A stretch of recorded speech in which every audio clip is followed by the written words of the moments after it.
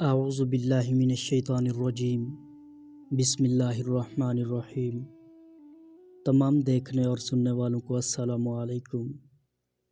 ایک بار حضرت جبریل علیہ السلام نبی کریم صلی اللہ علیہ وآلہ وسلم کے پاس آئے تو آپ صلی اللہ علیہ وآلہ وسلم نے دیکھا کہ جبریل علیہ السلام کچھ پریشان ہیں۔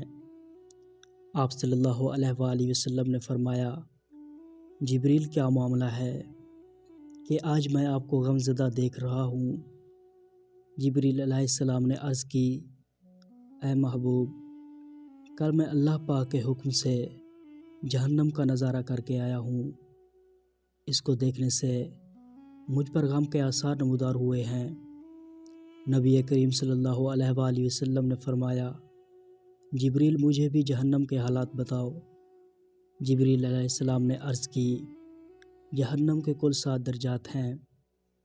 ان میں جو سب سے نیچے والا درجہ ہے، اللہ پاک اس میں منافقوں کو رکھے گا۔ اس سے اوپر والے چھٹے درجے میں اللہ تعالیٰ مشرک لوگوں کو ڈالیں گے۔ اس سے اوپر 5ویں درجے میں اللہ پاک سورج اور چاند کی پرستش کرنے والوں کو ڈالیں گے۔ چوتھے درجے میں اللہ پاک آتش پرست لوگوں کو ڈالیں گے۔ تیسرے درجے میں اللہ پاک یہود کو ڈالیں گے۔ دوسرے درجے میں اللہ تعالیٰ عیسائیوں کو ڈالیں گے۔ یہ کہہ کر جبریل علیہ السلام خاموش ہو گئے تو نبی کریم صلی اللہ علیہ وآلہ وسلم نے پوچھا، جبریل آپ خاموش کیوں ہو گئے؟ مجھے بتاؤ کہ پہلے درجے میں کون ہوگا؟ جبریل علیہ السلام نے عرض کی، اے اللہ کے رسول، پہلے درجے میں اللہ پاک آپ کے امت کے گناہ گاروں کو ڈالیں گے۔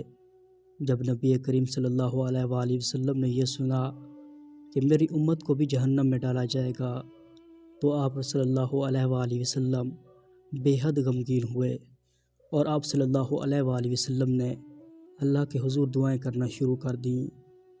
3 دن ایسے گزر گئے، اللہ کے محبوب مسجد میں نماز پڑھنے کے لیے تشریف لاتے، نماز پڑھ کر حجرے میں تشریف لے جاتے اور دروازہ بند کر کے اللہ کے حضور رو رو کر فریاد کرتے۔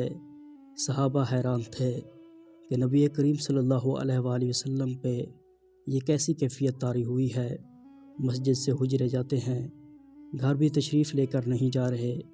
جب تیسرا دن ہوا تو سیدنا ابوبکر رضی اللہ تعالیٰ عنہ سے رہا نہیں گیا، وہ دروازے پر آئے اور دستک دی اور سلام کیا، لیکن سلام کا جواب نہیں آیا۔ آپ رضی اللہ تعالیٰ عنہ روتے ہوئے سیدنا عمر رضی اللہ تعالیٰ عنہ کے پاس آئے اور فرمایا کہ میں نے سلام کیا لیکن سلام کا جواب نہ پایا، لہٰذا آپ جائیں، آپ کو ہو سکتا ہے سلام کا جواب مل جائے۔ آپ رضی اللہ تعالیٰ عنہ گئے تو آپ رضی اللہ تعالیٰ عنہ نے 3 بار سلام کیا لیکن جواب نہ آیا۔ حضرت عمر رضی اللہ تعالیٰ عنہ نے سلمان فارسی رضی اللہ تعالیٰ عنہ کو بھیجا لیکن پھر بھی سلام کا جواب نہ آیا۔ حضرت سلمان فارسی رضی اللہ تعالیٰ عنہ نے واقعے کا تذکرہ حضرت علی رضی اللہ تعالیٰ عنہ سے کیا۔ انہوں نے سوچا کہ جب اتنے عظیم شخصیات کو سلام کا جواب نہ ملا تو مجھے بھی خود نہیں جانا چاہیے بلکہ ان کی نور نظر بیٹی حضرت فاطمہ الزہرا رضی اللہ تعالیٰ عنہ کو بھیجنا چاہیے۔ اور آپ حجرے کے دروازے پر آئیں، ابا جان السلام علیکم۔ بیٹی کی آواز سن کر محبوب کائنات اٹھے، دروازہ کھولا اور سلام کا جواب دیا۔ ابا جان، آپ پر یہ کیا کیفیت ہے کہ 3 دن سے آپ یہاں تشریف فرما ہیں؟ نبی کریم صلی اللہ علیہ وآلہ وسلم نے فرمایا کہ جبریل نے مجھے آگاہ کیا ہے کہ میری امت میں جہنم میں جائے گی۔ فاطمہ بیٹی، مجھے اپنے امت کے گناہ گاروں کا غم کھایا جا رہا ہے اور میں اپنے مالک سے دعائیں کر رہا ہوں کہ ان کو معاف کر اور جہنم سے بری کر۔ یہ کہہ کر آپ صلی اللہ علیہ وآلہ وسلم پھر سجدے میں چلے گئے اور رونا شروع کیا، یا اللہ میری امت، یا اللہ میری امت کے گناہ گاروں پہ رحم کر، ان کو جہنم سے آزاد کر۔